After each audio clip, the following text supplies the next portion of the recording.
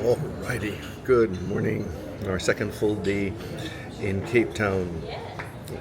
When we were coming to Cape Town, there were two things that were kind of on our must-see, must-do list. Table Mountain, which we did the first day, and Robben Island, which is what was on tap for today. Our Uber driver will be picking us up in about 15 minutes to take us down to Nelson Mandela Gateway to take the ferry over to Robben Island, where we are looking forward to what we've heard is a very eye-opening discussion, presentation on the prison, Robben Island's history, and then unfortunately getting to see the cell where Nelson Mandela was incarcerated for many years. But it was on our must-see for this destination, and we'll look forward to that. Haven't figured out exactly what we're going to do tomorrow, having accomplished the two major things that were on our list for Cape Town. But we get closer and closer to our return to the US, and kind of, double-sided set of emotions.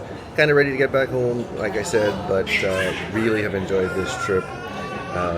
So we'll see, but we're off in a little bit. Bye. Alright, so after a quick trip over from our hotel, we've arrived at the Nelson Mandela Gateway to Robben Island. So we're standing here waiting for the ferry. This is the Gateway building, and down there is the ferry that will be going on. So, a number of people lined up already. We're going to be going on the 9 o'clock crossing. It's now 8:30.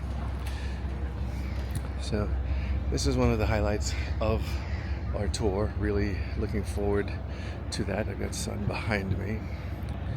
Yeah. So this is the harbor, a different view where we took the little mini cruise yesterday. We came right past here. We went under this bridge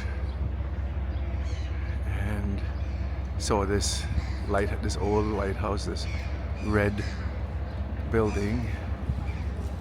This is very cool. So lots of shops and different things down here that have us getting ready to go over to the island and see what we're going to see there. More in a bit. I see it. So we're hanging out here, about to go get the line for the ferry, and more seals just chilling out. Yeah, they are just obviously very comfortable. And there's a little sign here. Yeah. So, must be their home. This is the ferry entranceway.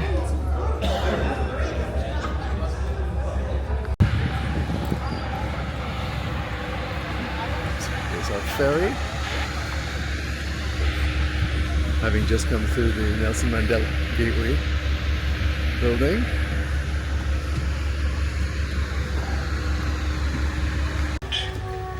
On the bodies. So we have departed from the deck. We're moving pretty slowly in the harbor here, and they're playing an overview, I guess, of Robben Island that we're going to see in about, they said it should take about 30 minutes to go over to the island. What to see? Under. I both reached my lowest ebb in prison, at the same time I also have a feeling that I also reached the highest moments of my self-realization. You can live through experience that is very bad, but you can survive. You can be able to go beyond what is. So we have taken sight of Robben Island. It's larger than I thought it was. As we've seen pictures and so on, it's pretty big.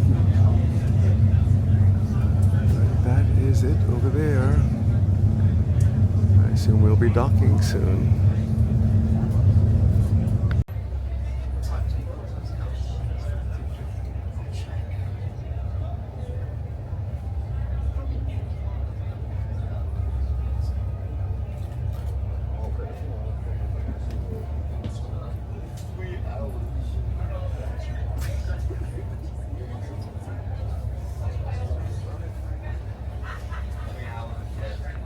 So we've gotten off of our vessel there and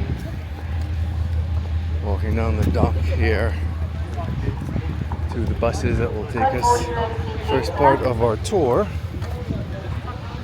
But we're here. We're on Robben Island. On behalf of Robben Island Museum World Heritage Site, I would like to welcome you to the island. Please proceed to the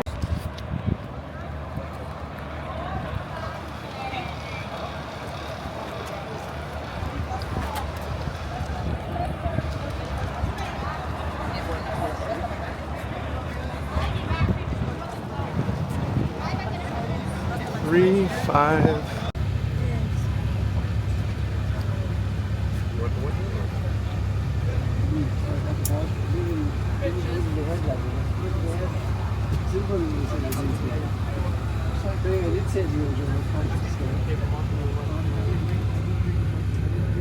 Yes, like Sheikh Madura, who eventually died on this island, and he was buried in the corner there, where you see the kramat today. That is a kramat.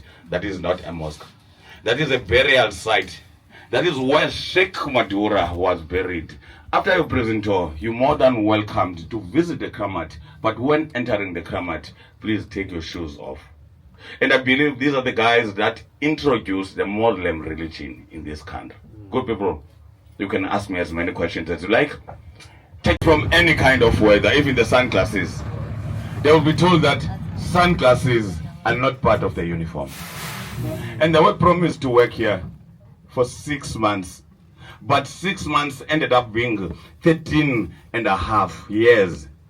Mining the limestone that was used to surface the roads of the island.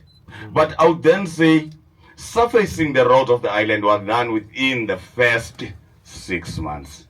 For 13 years, they were just punished, tortured. Because they would mine the limestone today, take it from point A to point B the next day. The university. But they are all calling that cave the first democratic parliament of this country. Reason being, the constitution that we have today and is regarded as the constitution in the entire world was molded in that cave. Any questions? Coming up to the parties, you got it from somebody else. That would be Martin Luther the King.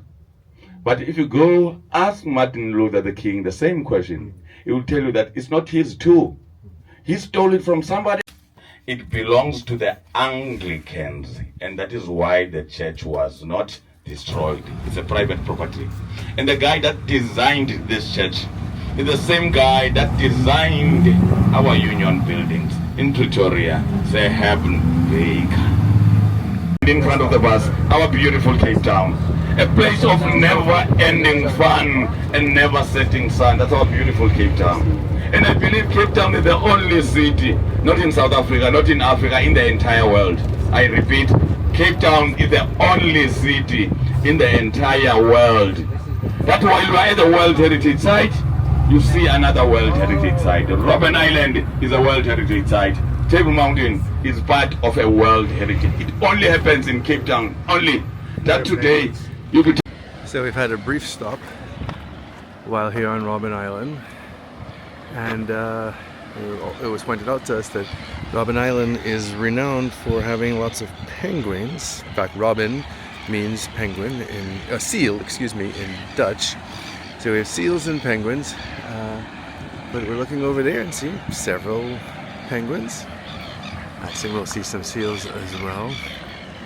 And you think to the, prisoners that were on this island that they did not see this beautiful, beautiful view. This was a place of pain and suffering. Mandela and other political prisoners being held here, some with life sentences and so on. But today we're seeing just how beautiful the island can actually be versus what man made it to be, which was, a place of complete despair. Please, as you get off the coach, when you get off the coach, please take a note of what is written on this bus. There's only one race, the human race, by Robert Manganiso. So, yes, sir. I have a question. Yes. When it was a leper island, Fighting about cattle, about land, to show that discrimination was alive.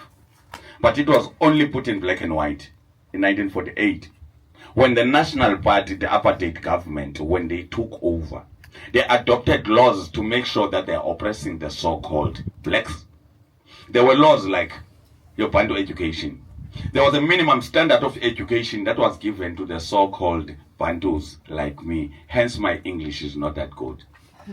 The Group Areas Act, black people being moved away from the cities to the townships.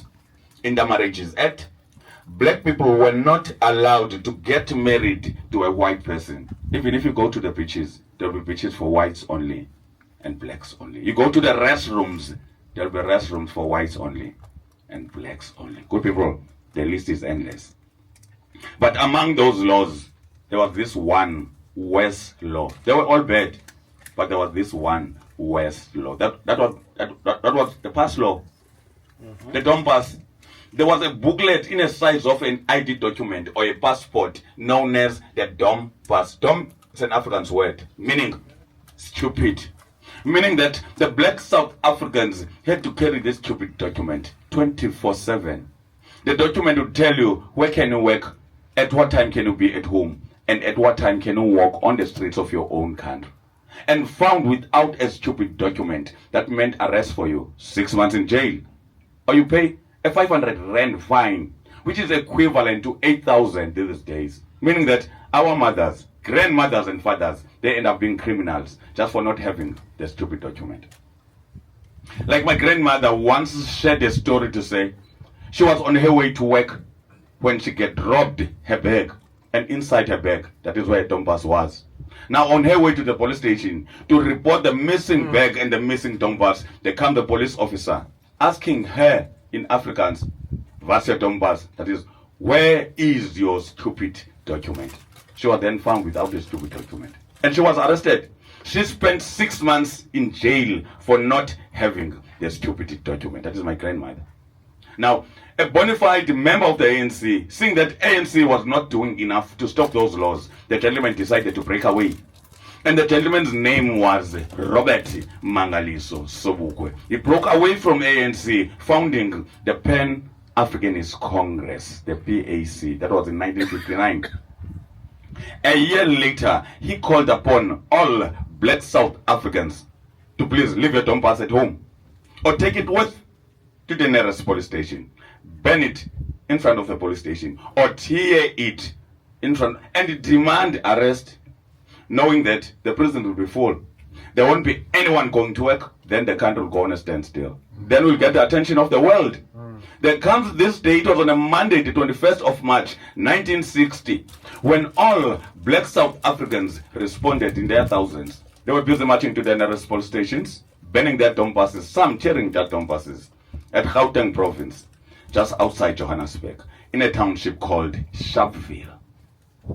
While they were busy marching, a peaceful march with their babies on their backs, police officers, they just panicked, opening fire to the innocent people. 69 were shot dead. 178 were injured. Thousands were arrested. It was a very sad day in the history of this country, a turning point in our history. Blood running on the streets of Sharpeville. People dying like flies.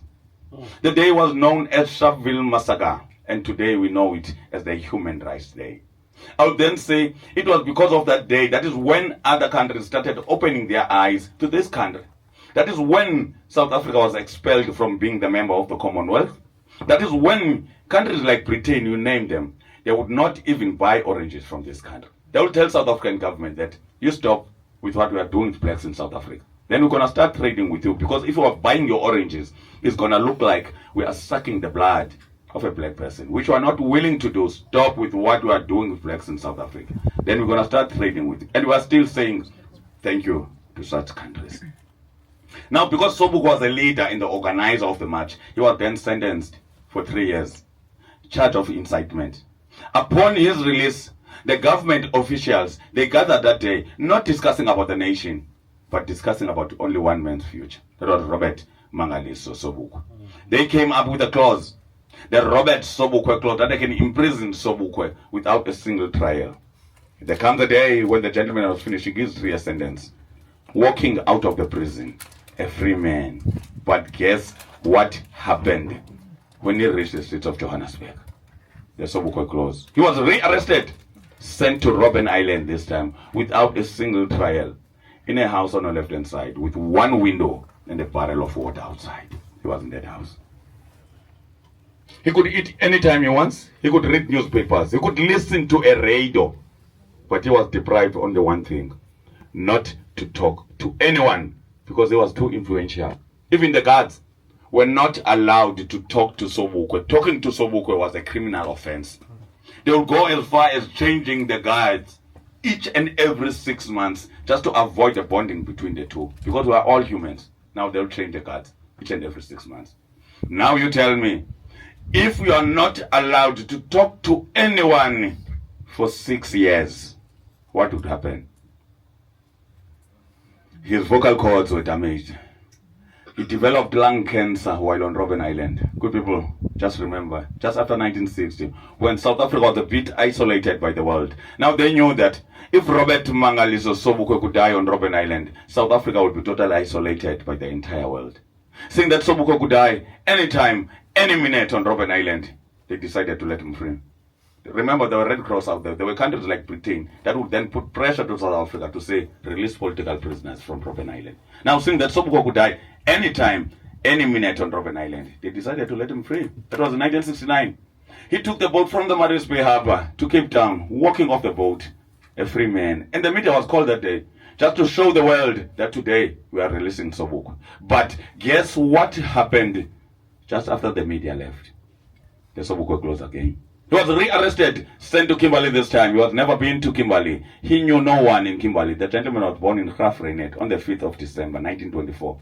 But now, they took him to Kimberley, under house arrest, in a township called Garishiwe. And that is where he died in 1978, still under house arrest. And that is when he was taken back to his hometown, Graafrenet, in a coffin. He couldn't talk anymore. Good people, that would be my Robert Sobukwe for you. Any questions? Here, so we're getting ready to head into for the more. We're going to meet with a past political prisoner from here. There's the bus that we just got off of, and our excellent tour guide Tobani, if I'm pronouncing it correctly. Yeah. So now we head in for the next part, next phase.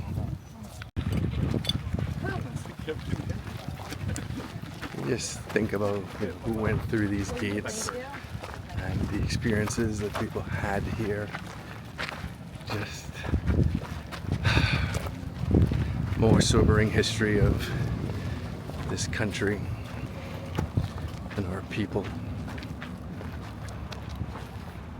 I believe we're in the maximum security area now. Wow.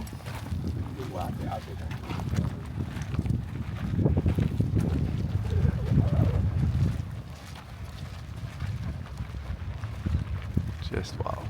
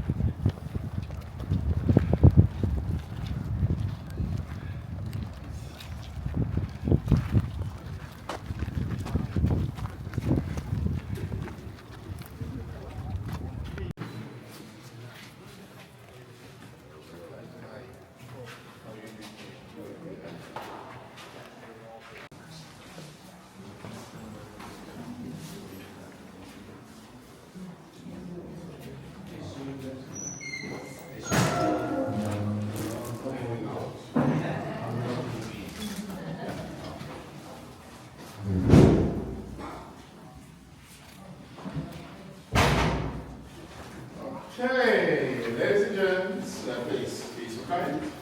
Take a sit. I'm looking at you here for a long time.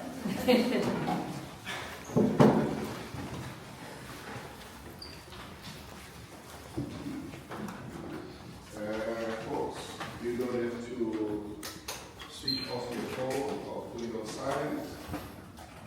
if you are going to make or receive a call, please step outside, do your thing, and then you join us again, just for the convenience of everybody, and keep you to the times.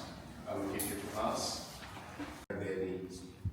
I was made to strip off my clothes, everything standing stuck naked there, put the clothes in a plastic and they were gone, locked me in a cell, and that's how actually the torture will start. But we'll get to all of this first. The first thing I want to say is this to you.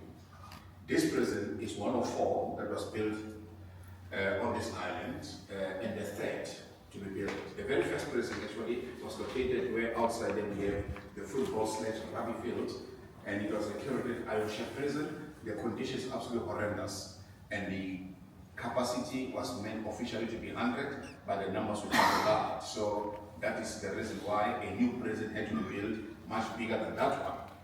And it is still there, standing on the far side of this island. When you go out here, you see a guard post slightly emerging above the trees. That is the prison. And when they are you can see that whole thing. That's where Nelson Mandela started, not this prison. And the number of officers also depending on how many prisoners are there at a particular time. Now, my story goes back to Soweto. When I was growing up there, folks, you'll remember that Soweto is built on white farmlands, southwest of Johannesburg. That's why it's called Southwestern Town. We just heard from a gentleman who spent time in this cell with some 60 other prisoners, and it was sobering. Again, I keep thinking of man's inhumanity to man. Just amazing. These mats were what they used to get to sleep on, and then later on they got the bunk beds that we were just looking at. But just incredible, the craziness that we have done as human beings to other human beings.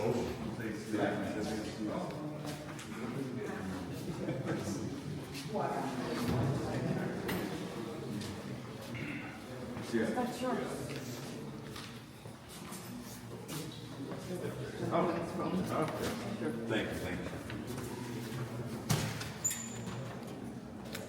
In the bathroom.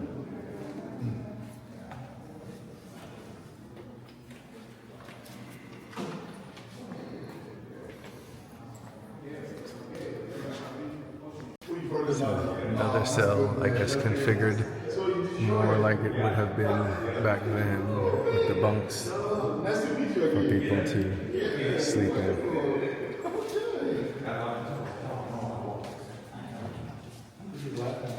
Yeah. No, that's definitely me. Yeah, that's definitely.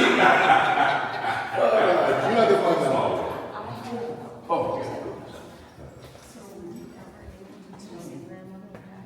Oh yes.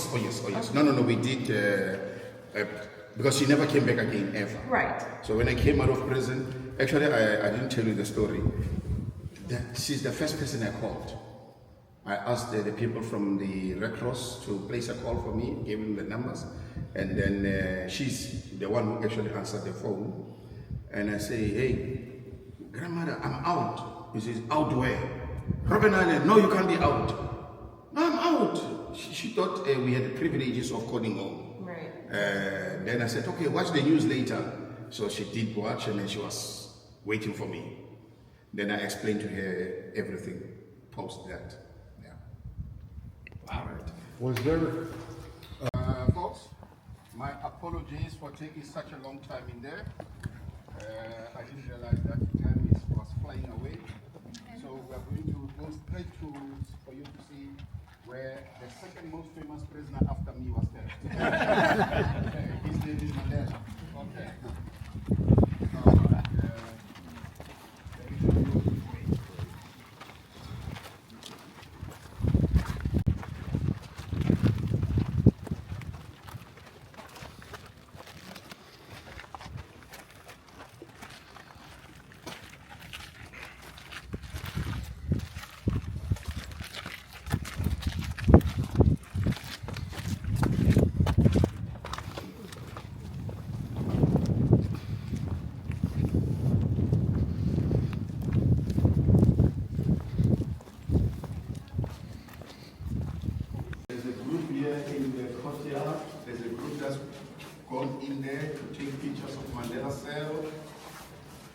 If that guy is too slow, we're going to overtake him. Go straight inside. Yeah. All right. Please remember, folks, Nelson Mandela. Can you hear me in the back? Yes. Nelson Mandela comes from two rural villages of the Eastern Cape. One is called Umvezo, that is his ancestral birthplace, and the other one is called Kunu, the royal court where he grows up. Because Mandela's father was of advanced age and not in good health, so he entrusts the upbringing of Mandela to the king. After matriculation, Nelson Mandela goes to Johannesburg and gets employed as a security guard at a mining company called Crown Mines. But the king back home does not like that, writes him a telegram to say you must come back home. Mandela defies the king, leaves the mine, goes to Alexandra, meets a guy called Walter Sisulu. They become best of friends. Sisulu was 8 years older than Mandela and already secretary of the ANC, and is the guy who organizes that Mandela goes to Fort University to study law. Mandela graduates with a guy called Oliver Tambo. They go back to Johannesburg and all are part of a law firm that will later be known as Mandela Tambo Attorneys at Law. And Mandela was now practicing law, but also rising within the leadership of this organization called African National Congress. Remember, the political bug beat Mandela at university. Before then, Mandela was not, unlike many of us who grew up in places like Soweto. We started around 9 years of age, running around, even though we had absolutely no clue what was happening, but we were already in the streets. Now, 21st March 1960, 69 people are shot and killed, over 80 are maimed for life, and government bans the African National Congress and Pan-Africanist Congress. And then, of course, they go underground, folks, and they form military armed wings, which are immediately banned. Nelson Mandela, by the time, leaves the country, goes to Algeria, Ethiopia, undergoes military training, but returns to South Africa, goes around the country preaching the gospel. But they arrest him. 5 August 62, Howick Natal, bring him to Johannesburg, charge him with 2 counts, incite people to strike, and leaving the country without proper documentation, and then found guilty after 2 months. That was a short time. And for each count, 5 years, running concurrent. And that's the reason for that prison. The area, remember I said Mandela was in a prison on the far side, but he only lasted for 3 months in this prison, folks, in that prison. And he was taken to Johannesburg because a farm called Lilisley Farm in Rivonia, Johannesburg, police raid the farm, arrest a number of men, and seize documents that implicates Mandela. That's the reason why they take him to a prison in Johannesburg called the Old Fort. And there, with these men, they will later be charged with sabotage. Their trial is called Rivonia trial, and it lasts for 9 months. Guilty. 12 June 64, they are all sentenced to life in prison. And Mandela arrives in this building and becomes the 466th prisoner to arrive here, with all his co-accused except one, Dennis Goldberg. He's white. So he goes to Pretoria Max and is there for the next 24 years. Nelson Mandela is transferred from Robben Island to a prison in Cape Town. It's called Portsmouth Prison, 7 years there. And that is where in 1985, he is diagnosed with prostate cancer, and what triggers the talks between Mandela and the government of P.W. Botha and later F.W. de Klerk. Now, on remission and recovery in 86, Mandela is now at, what is that prison's name again? Victor Fessel, kept in a cottage house within the prison grounds for 18 months. It is from that prison, on the 11th of February 1990, the president walks out to his freedom. And that makes it 27 years, 6 months, and 13 days. Arrested once, charged twice, put on trial twice, found guilty twice, and sentenced twice. And served time in 5 prisons, 2 of those on the island, between 1962 and 1990. He was 46 years of age, 1.96 meter tall, that's about 6 by 5 feet. So Mandela, he just couldn't do straight.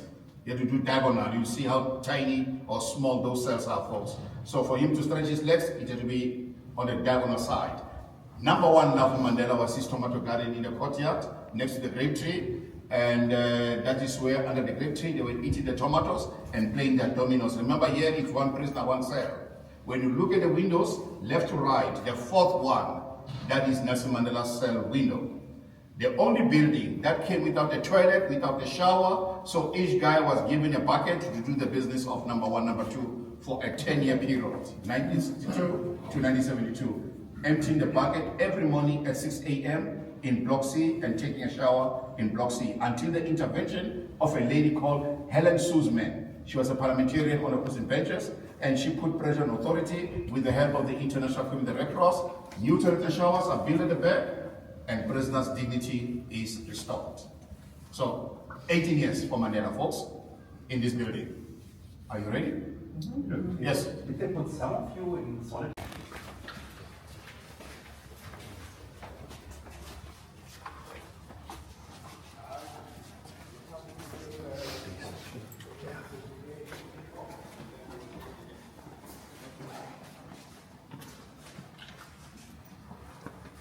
If you've got any questions, I'm right here for you folks. Otherwise, not too long, I'll be releasing. So, is this window? Yeah, the one that is open.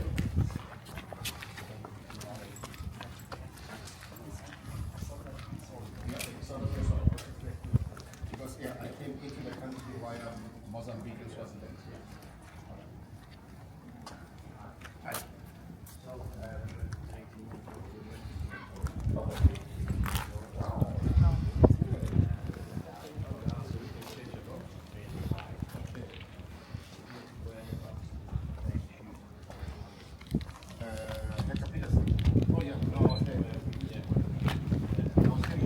Leaving us behind. Okay. This is, I saw pictures of Barack Obama here, right? He came twice. He came twice, okay. First as the senator, Okay. and no guards, no Secret Service. Secret Service. Him and the wife and the two girls Right. walking around carefree, and they Tutu accompanied him on that day. Right. Yeah. Then he came as president. With Mandela. No, not Mandela. Hey, the island was shut down. The people in the village were told never to leave their homes.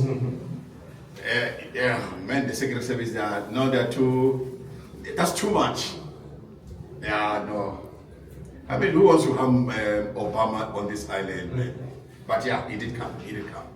And actually, not only him, Bush did come, Clinton did come. By the way, Hillary's bus is in the sea there.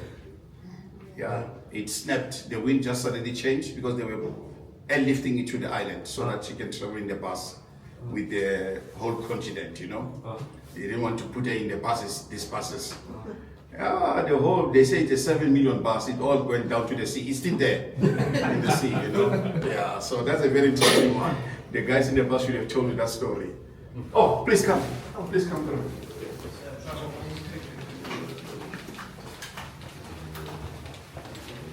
Somebody left their water here.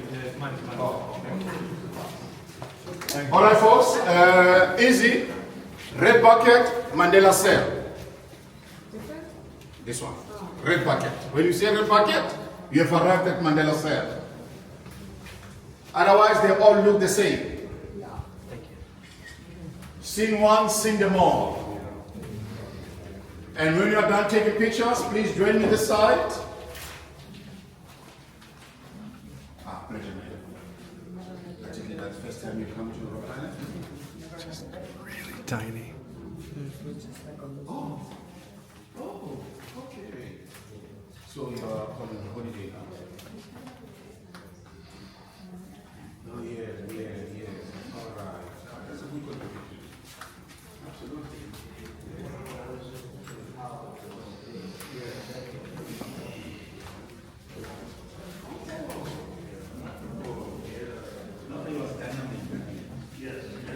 Years and years of your life just for expressing your ideologies and just spending time in a, I don't know, 8x10 The cell. only thing they never could do is to jail him. You know? Because he was a member of the clergy. Or the clergy, yeah. Or handle South African goods when they enter their ports of entry in their particular countries. We also got to hear about the Nelson Mandela Release Campaign. One of those who are told was in Wembley Stadium, and hundreds of people were there, and we knew that freedom was definitely coming once we were here. And these are the things that really sustained us also. You know, the more we knew, the more hopeful we became. So thank you very much, and God bless you all. Thank you. Thank you very much, man. Thank you.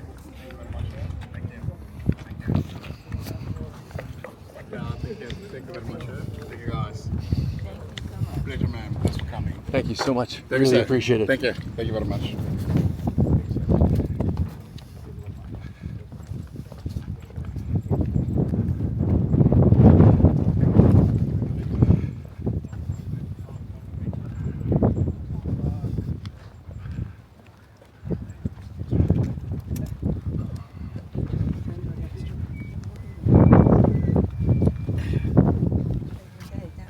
Yeah, I think we should down here and to the right. Just astonishing. Astonishing. 25, exactly.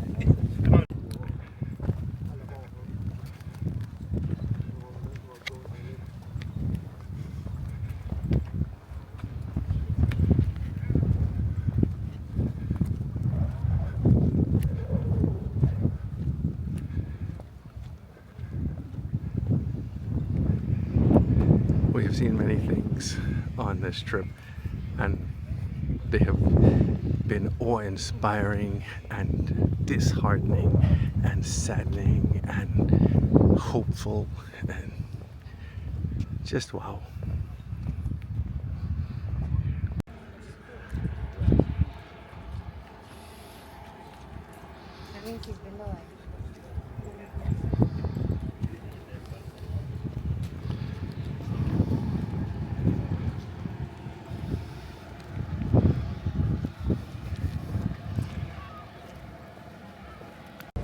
Alright, so we are back on the ferry. Take our 30-minute or so hop back over to the mainland and then line up some lunch for today. But you know, we've seen so many things here, and they just continue to be, the word that keeps coming to mind is sobering. All the craziness that we've done to one another. It's just ugh. But as I keep saying, thankfully a lot of it is history, and we hope never to have it repeated, and for situations where it's still going on, obviously to have it follow the path of these where it's just, you know, moved into the history books. We'll see. At all times. There are safety belts in the front rows of the seats. Children should always be under adult supervision at all times, especially on the upper deck. Our purpose is to make your journey comfortable, so please sit back and relax.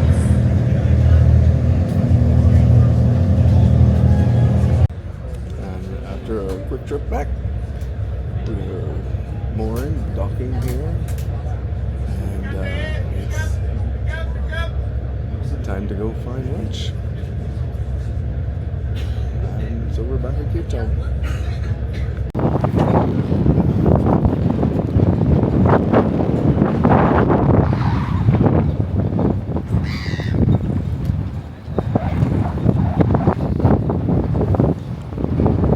This is a big penguin sculpture over here.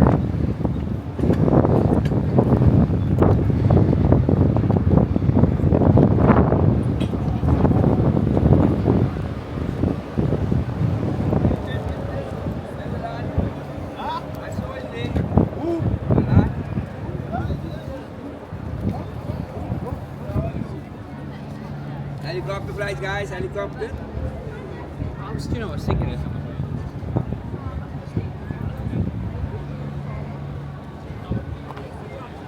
Hi guys, boat cruise or helicopter flight? The helicopter flight.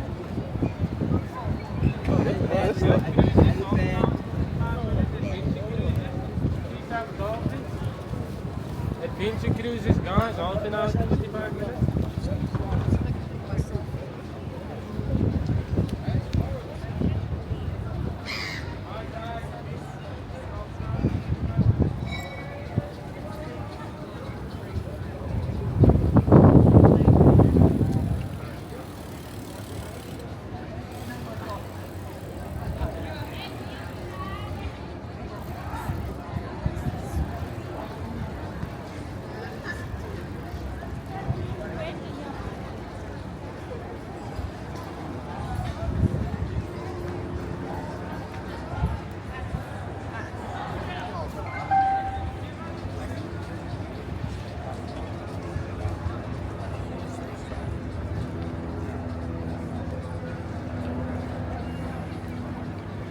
Kind of a bustling market area down here. We just got off the Nelson Mandela Gateway, came out across the bridge, and I guess at some point we'll be finding some place to have some lunch. But it's a bustling area down here. Interesting. Alrighty, so in the shadow of some sort of concert or something that's going on across the way, we stopped over to a shawarma place for lunch. I ended up having a veggie burger since I don't do lamb and beef and chicken and so on. But my wife is chowing down on her half a shawarma there. And I will be jumping into my veggie burger here in a moment. But we're still at the dock waterfront area or whatever before we head back. So, I just had the single worst meal I've had since we started this trip. And I think it's just because we ordered the wrong thing at the wrong place. My wife had some lamb shawarma, which she said was quite good. I had a veggie burger on what seemed like day-old biscuit rolls.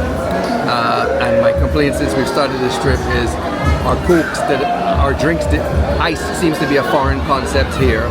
So I asked the gentleman for ice. I don't have ice, but I have cold Coke. You open the Coke and it's, room temperature in a matter of about a minute. So it's just not a thing here. I get it. We ordered some chips / quote-unquote French fries. No salt on the French fries. They don't have ketchup, but they had barbecue sauce, which I didn't choose to have any. So the end of my meal, which I ended up not eating most of it, is in this bag right here because it's going to go in the trash. It was just literally, I can say, the worst meal I've had since we've started this trip, and we have had some excellent meals. We've had some mediocre meals, but yes, this one unequivocally stands as the worst. So, in the future, don't order a burger or veggie burger from a shawarma place. Probably not a good idea. Alright, so we are just finished our meal. We're still kind of walking around the dock area here. It's a lot of activity going on. A lot of people, restaurants, very vibrant. I would call it downtown, but very vibrant beachfront or waterfront area. A lot of stuff going on. Very pretty. And lots of people out doing what people do, hanging out. So my wife went off to explore down this corridor, alley, whatever you want to call it, and went up those steps back there. And here she comes back. I don't know what she discovered, but I have just been kind of standing in the same spot here waiting for her return. There's this sign we had passed a couple of times on the bus, the red bus, and tried to snap a picture of from the bus. But here is the sign, I guess, down. We're near the Victoria and Alfred Hotel. Fun.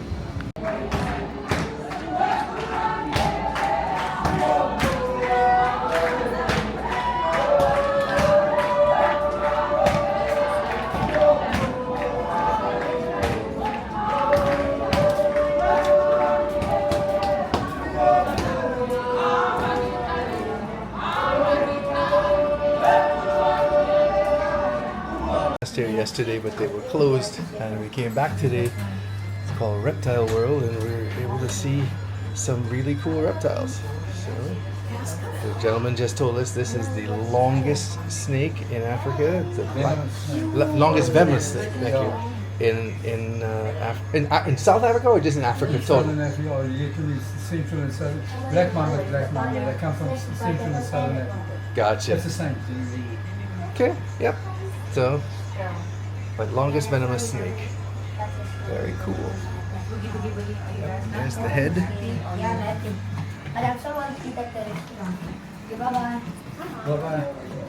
Average length 3 to 4 meters.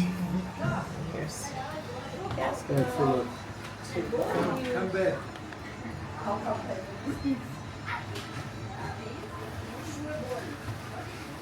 Yeah, they're the biggest of the rattlesnake species. Yeah, see the rattletail. It's the South American one, and all the others come from North America, some of them. Okay. Just looks like he's sizing you up there, you know. Yeah. Say, hey.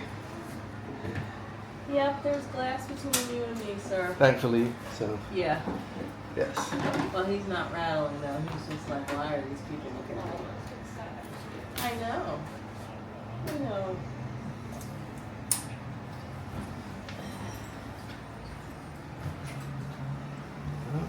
This one's asleep. Like I said, just the markings that look like some kind of constrictor. It's a python. Yeah. And he's sleeping, Just so his kinda- head is way in the center.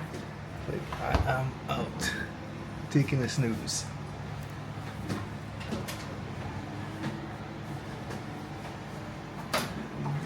There's a couple there's several of them. 3 of them on us. Non-venomous. One under the road, one over here. My kind of snake, non-venomous. There we go. Oh, here's another cascabel rattler.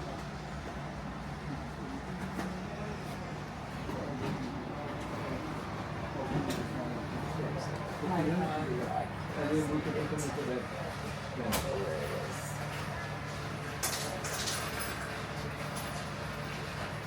Oh, it's high up. Look at that. It's right there. Darwin On python. Yeah, I see it. That's funny. Just chilling out on the post. Yeah, I guess like a tree branch. That's really thin though for your whole body weight. What?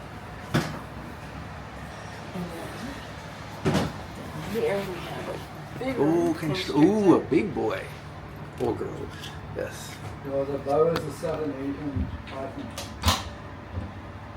You are large. Yes. I think the ones we touched we've gotten up to that size before. They're Oh, big. yeah. The one that we held was that big. Yeah, it was that kind of Nice size. and heavy. That Now green. we have a green mama.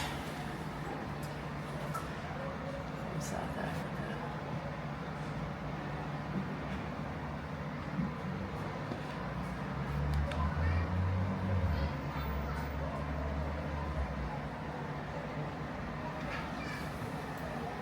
Yep, you're moving around Yeah. here. You're just trying to figure out how to get What out. the heck is going on? There we go. Like, no, stop looking at me. I'm gonna hide out.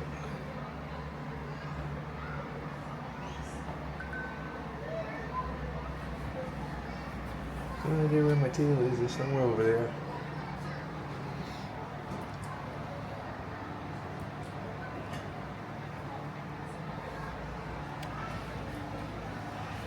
You are Western Diamondback.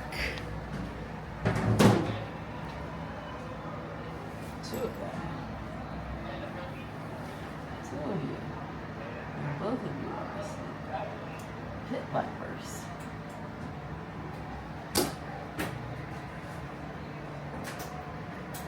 I see you have 2 Diamondbacks together. They don't mess with each other? No, don't be. That is cool.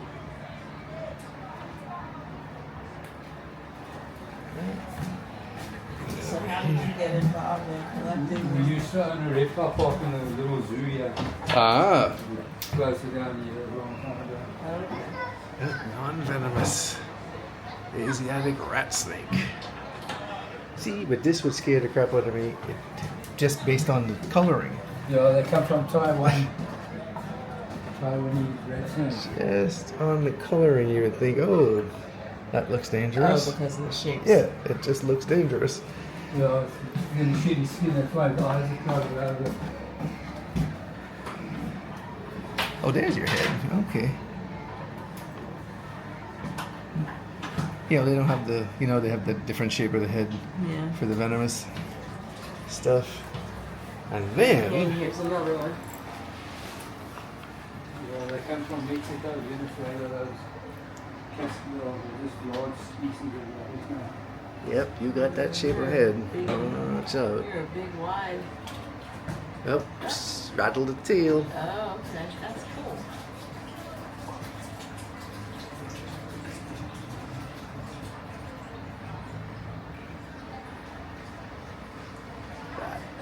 pretty cool.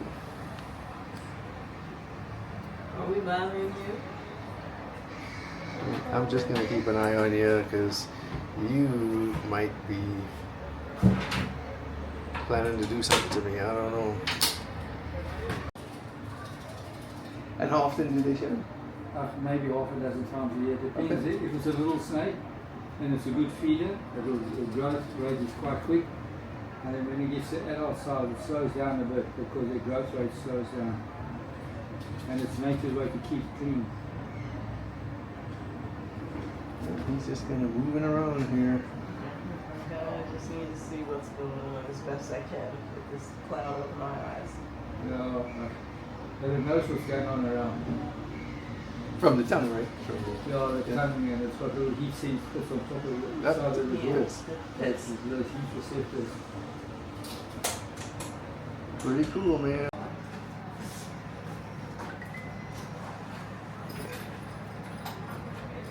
You're kind of busy. Like, I need to find a way out. Really? If you want to stay there, you can, huh?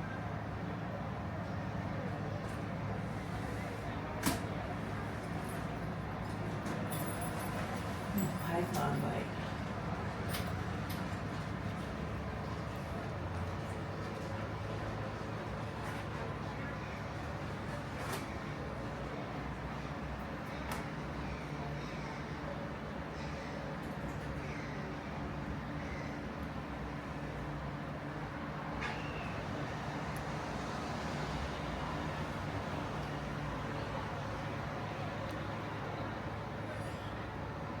Muscles are contracting and expanding to scooping across. Now, do you feed them? I know we've been to some zoos and we've seen like feed, mice. I'll And... feed mice or rats once a week. Okay.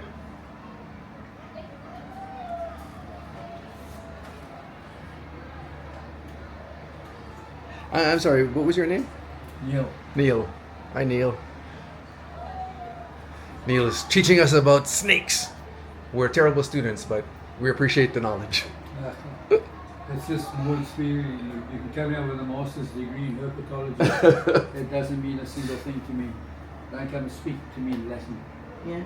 Because what you need when you do a lot of jobs, you need experience. Experience, yep. So don't come here with a piece of paper that tells you you've got a 2-year diploma in herpetology and now you know it all. And you come in here how to handle doing it. what I do. You've got to be an electrician, you've got to be a vet.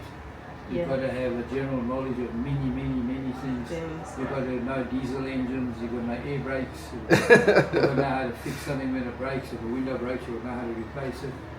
You've got to have the tools and equipment to do everything. And that's the thing. And as time goes by, general knowledge of doing that type of thing. Quick Uber ride back. We're back outside of our hotel here, but we had heard about these colorful houses which are just up the street from the hotel. So here, take a little walk up here and see this. The gentleman on the bus was saying that these were previously owned by slaves and they were all painted white, and when the government sold them to the slaves, I guess when slavery was over, a little bit of defiance, they painted them colors that were more reflective of their own individualism. So these are what they look like.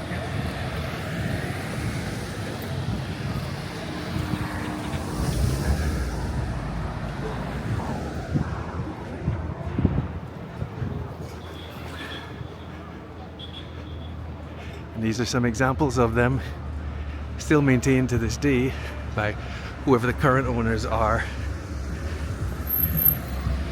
These bright, multicolored homes. Very, very cool. So, just wanted to get a quick glimpse of that.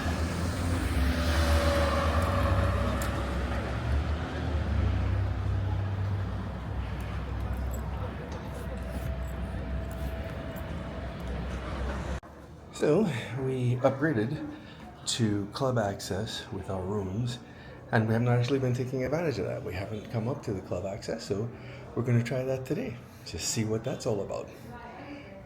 Here we go. So we walk in, it's sodas, some alcoholic beverages, canapes.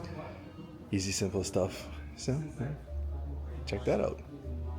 It's like, these are our folks that greeted us when we came upstairs to the club area and so on. They were kind of impressed with the technology we're using, the Pocket 3. But yes, that is it. Oh, it's super cool. Thank you. And you've got the face tracking. It's very, very face slick. tracking is amazing. Very slick. So we were laughing. We don't really know what everything is. So the very nice folks here just pointed out to us to what everything is. It's just it's finger food for a appetizer. Yeah, I'll have that. Appetizer, nothing simple. Just kind of relax. Kind of get us ready for dinner, which will be coming later. But very nice. Alrighty, so we're chowing down on some canapes here. You know, appetizer type stuff. Tasty enough. So we are in the upstairs restaurant called Urchin, it looks like, which is above the restaurant where we had been eating. So we're going to take a look at their menu. May end up having dinner here tonight, depending on what we see on their menu. But this is definitely a little more upscale. You can just see it in the decor and, you know, see what's going on here. So we end up here. But this club lounge access that we pay the extra points for and stuff, you know, kind of cool. It's open from 5 to 7 in the afternoon. So, and it's in addition to breakfast, which we were getting as part of that as well. So we've been having breakfast every morning here, and then now we have the club lounge access, which, you know, just simple. They have some alcoholic beverages, sodas, and the canapes that I showed you earlier. Nice. Alrighty, so being a creature of habit, headed back over to Scala today. Ordered the exact same thing that I ordered last night. It was good. They are convenient to the hotel. They're just one block down. So my wife ended up ordering the same thing that she had again over as well. And we look forward to a very filling, enjoyable meal. So back at Scala, just down the road from the Hyatt Regency.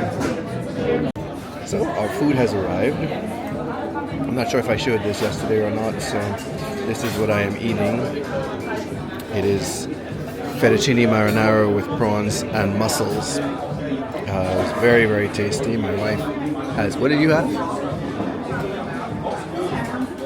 have a pesto chicken dish. Okay, pesto chicken dish. So we had a little amusing thing happen as we were coming over here. As we were exiting the hotel, this gentleman who's been very attentive to us throughout our stay asked, you know, where we were headed. So we said, oh, we're going back to Scala. And he had walked us over here last night. He said, we really enjoyed the food, so we're heading over there. And it's literally a 1-block walk. As we come in the door, the hostess person is on the phone. So she hangs up the phone and turns to talk to us and so on. And we eventually find out that the gentleman that we had just left 2 minutes before called over here to see if he could get us a table and everything, because sometimes they require reservations. No, they're not very busy, and they were able to accommodate us very easily. But we found it very amusing that he called over here to kind of help accommodate us. So that was very funny to us. To, you know, we just kind of mentioned as we were walking out the door. He said, "Where are you headed?" We said, "We're heading to Scala." And by the time we got here, he already had gotten on the phone to try and help us out if needed. So found that quite amusing. But now time to chow down. So just came out of Scala, where we had the same meals we had last night. Really enjoyed them just as much. Service was top notch. This is Scala, the entry to Scala. Really good food, good service. Enjoyed being here. So now back to the hotel and relax for the evening.